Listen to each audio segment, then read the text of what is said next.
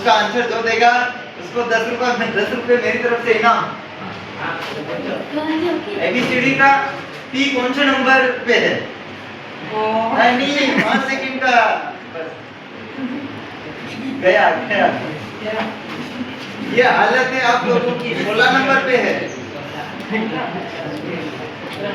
ABCD तो सबको आती पर पढ़ाई इस हिसाब से आप लोगों को करनी पड़ेगी। 16 नंबर पे आप गिन लेना, मेरे को कुछ भी नंबर पूछ लो आप मैं बता दूंगा। एबीसीडी का कौन से नंबर पे हो पूछो। एन एन एन 14 पे, एन क्यू 17 पे,